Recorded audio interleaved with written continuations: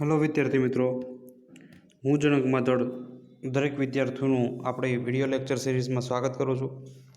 આજે આપણે ધોરણ 7 વિષય વિજ્ઞાન પાઠ નંબર 7 હવા, આબોહવા અને આબોહવાની આસપાસ પ્રાણીઓનું અનુકૂલન વિશે સમજવાના છીએ.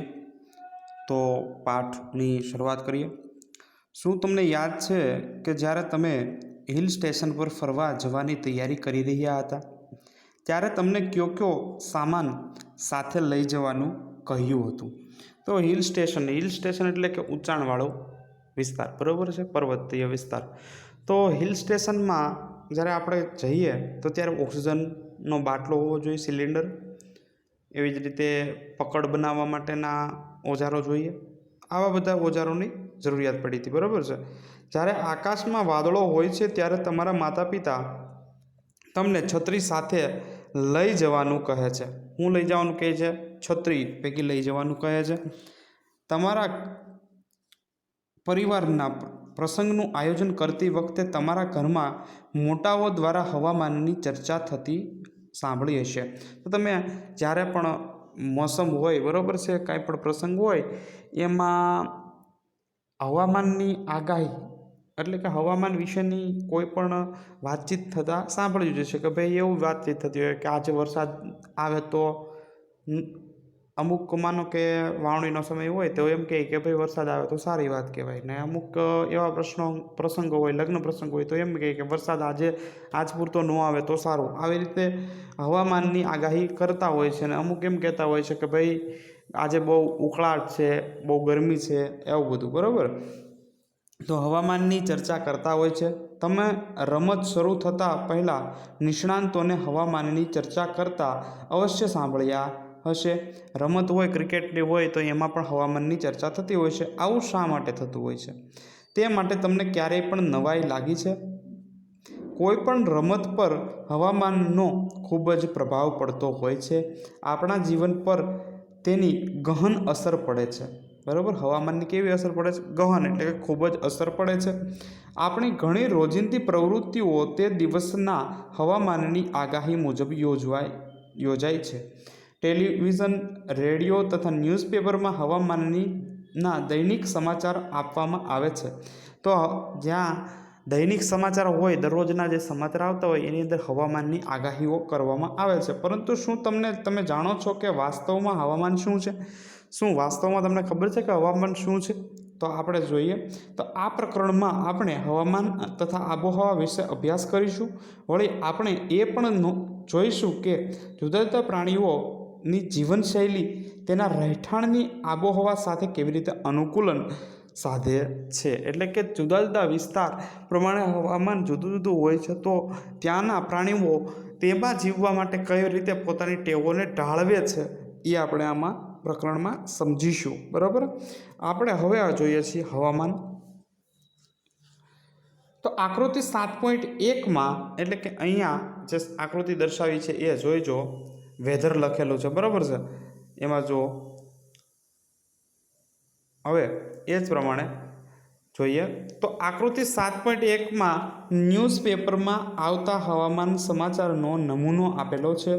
દૈનિક હવામાન સમાચારમાં છેલ્લા 24 કલાકમાં થયેલ વરસાદ, તાપમાન તેમજ ભેજ વિશેની માહિતી આપણને મળે છે. હવે આપણને કઈ માહિતી હવામાનમાં મળે છે? તો જો વરસાદ, પછી તાપમાન અને ભેજ, આ 3 વસ્તુની આગાહી આપણને હવામાનમાં મળે છે, બરાબર. વળી તેમાં આજના દિવસના હવામાનની આગાહી પણ કરવામાં આવે છે. તમે જાણો છો કે હવામાં પાણીની વરાળના માપનને ભેજ કહેવાય છે. ભેજ કોને કહેવાય છે? હવામાં પાણીની વરાળ જે રહેલી હોય છે એના માપનને શું કહેવાય? ભેજ કહેવાય છે. હવે જોઈએ પ્રવૃત્તિ 7.1 જોવાનું છે આપણે. તો સમાચાર પત્રમાંથી છેલ્લા અઠવાડિયા દરમિયાન આવેલો હવામાન રિપોર્ટ કાપીને ભેગો કરો. જો તમને ઘરમાં સમાચાર પત્ર ન મળે તો તમારા પડોશી કે મિત્રો પાસેથી લઈ તેમાંથી તમારા નોટબુકમાં નોંધી લો. તમે લાઇબ્રેરીમાંથી પણ હવામાનનો રિપોર્ટ મેળવી શકો છો.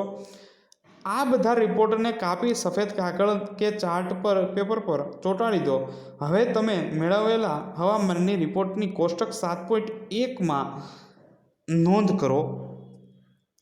પ્રથમ આડી લીટી લાઇનમાં નમૂનો લખી આપેલ બાકીના બધી જ ઊભી હારમાં તેમનો ચાર્ટ વિશેની માહિતી આંકડાકીય માહિતી ભરીને તૈયાર કરો.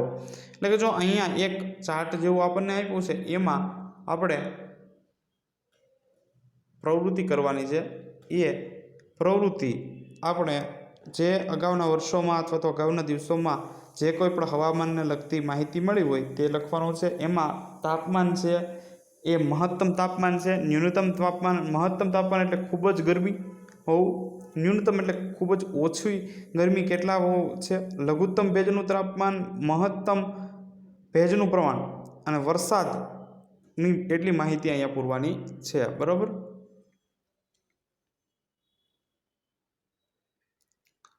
હવે જોઈએ કે વરસાદ કોના વડે માપવામાં આવે. તો વર્ષા માપક રેઇન ગેજ જે મીટર હોય છે એના વડે માપવામાં આવે છે. બરાબર. તે સામાન્ય રીતે અંકિત નળાકાર પર ગરણી ગોઠવેલી હોય છે તેવી રચના હોય છે.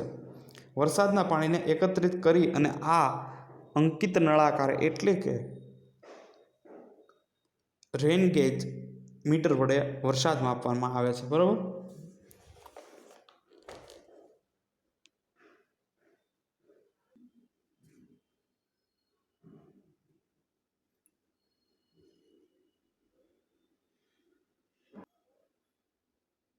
હવે જોઈએ તો અહીંયા એવું કહેવામાં આવ્યું છે કે શું અઠવાડિયાના 7 દિવસ મહત્તમ તથા લઘુત્તમ તાપમાન, ભેજનું પ્રમાણ તથા વરસાદ સમાન છે ખરા? હવે જો જ્યારે પણ કોઈ પણ આપણે રેકોર્ડ બનાવીએ, બરાબર છે, ત્યારે આંકડાકીય માહિતીઓ મૂકીએ છીએ ત્યારે ક્યારેય પણ લઘુત્તમ તાપમાન અને મહત્તમ તાપમાન એક સમાન હોય નહીં. બરાબર. અને ભેજનું પ્રમાણ અને વરસાદનું પ્રમાણ પણ એક સમાન હોય નહીં. બરાબર. કેટલાક દિવસો દરમિયાન નોંધાતું મહત્તમ અને ન્યૂનતમ તાપમાન સરખું હોઈ શકે છે. જો કે બધા જ પ્રાંચલો એટલે કે આંકડાઓ કોઈ પણ 2 દિવસ માટે સરખા હોતા નથી. અઠવાડિયા દરમિયાન તેમાં નોંધપાત્ર ફેરફાર હોઈ શકે છે. તાપમાન, ભેજનું પ્રમાણ, વરસાદ, પવનની ઝડપ વગેરે સંદર્ભમાં કોઈ સ્થળના વાતાવરણની રોજબરોજ પરિસ્થિતિને તે સ્થળનું હવામાન કહેવાય છે. હવામાન કોને કહેવાય? તો તાપમાન એટલે કે ન્યૂનતમ તાપમાન અથવા તો મહત્તમ તાપમાન, બરાબર, ભેજનું પ્રમાણ, વરસાદ, પવનની ઝડપ, આ બધાને સંદર્ભ, આ બધાને બાબતને ધ્યાનમાં લઈ અને વાતાવરણનું જે અનુમાન લગાડવામાં આવે એને હવામાન કહેવાય છે. બરાબર. તાપમાન, ભેજનું પ્રમાણ અને બીજા પ્રાંચલોને હવામાનના મૂળ તત્વો કહેવાય છે. તાપમાન છે, ભેજનું પ્રમાણ છે, પછી વરસાદ છે, એ બધા પ્રાંચલો જે છે, બરાબર છે, એને શું કહેવાય છે? મૂળ તત્વો કહેવાય છે.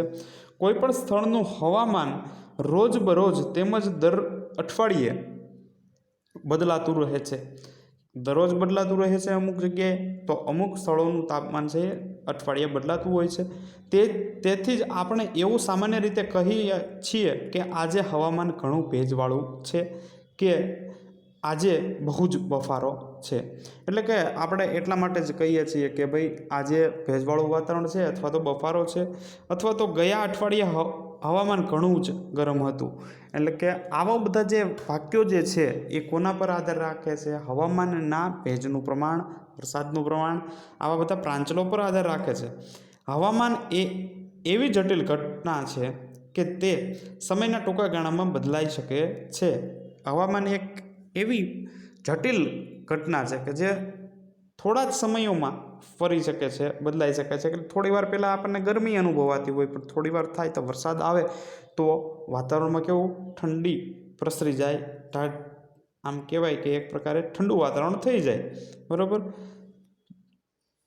સવારે તડકો નીકળ્યો હોય પરંતુ બપોરના સમયે અચાનક ક્યાંકથી વાદળો ઘેરાઈ જાય અને ભારે વરસાદ પડવાનો શરૂ થઈ જાય, અથવા ભારે વરસાદ મિનિટોમાં ગાયબ થઈ જાય અને તડકો નીકળે.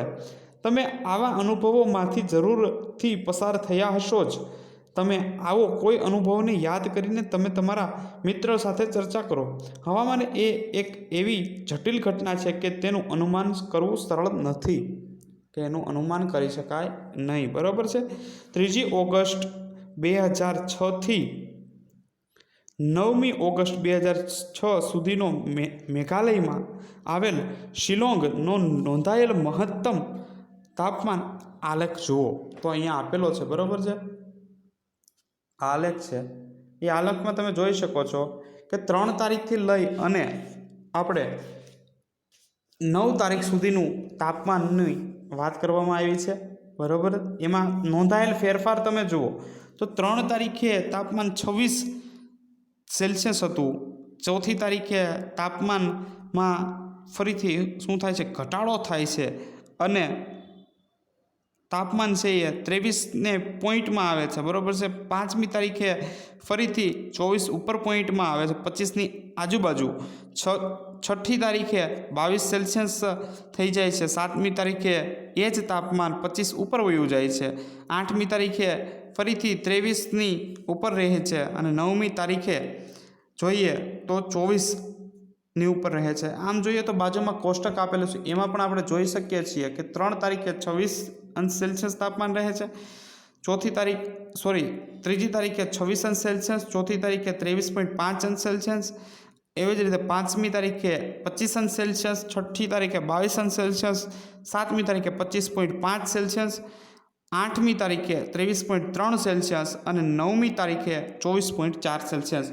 આવી રીતે તાપમાનમાં સતત ઘટાડો અને વધારો થયા રાખતો હોય છે. એમ હવામાનમાં પણ વધઘટ થતી હોય છે.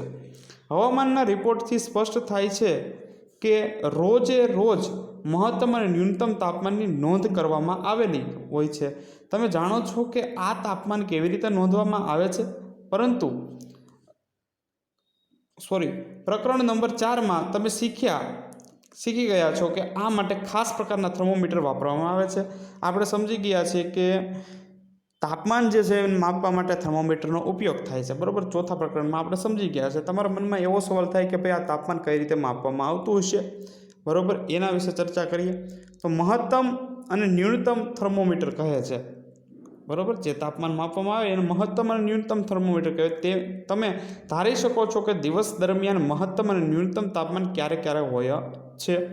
માનો કે આપણે એમ કહીએ કે સવારના તાપમાન ઠંડુ હોય એટલે કે ન્યૂનતમ તાપમાન હોય, અને જેમ જેમ બપોર થાય તેમ તેમ મહત્તમ તાપમાન આવે છે. સામાન્ય રીતે દિવસનું મહત્તમ તાપમાન બપોરના સમયે, જ્યારે ન્યૂનતમ તાપમાન વહેલી સવારે હોય છે, બરાબર. અહીંયા એ જ વાત કરેલી જે મેં કીધી કે બપોરના તાપમાન કેવું હોય છે, મહત્તમ હોય છે, જ્યારે ન્યૂનતમ તાપમાન છે એ વહેલી સવારનું હોય છે. સૂર્યોદય અને સૂર્યાસ્તના સમય વિશે શું કહી શકાય કે સૂર્યોદય જ્યારે થાય, બરાબર છે, ત્યારે તાપમાન ધીમે ધીમે વધે છે. સૂર્યાસ્ત જેમ થાય તેમ તેમ તાપમાન ઘટે છે. તમે જાણો છો કે શિયાળામાં વહેલું અંધારું થાય છે. શિયાળામાં કેવું થાય છે, વહેલું અંધારું થઈ જાય છે.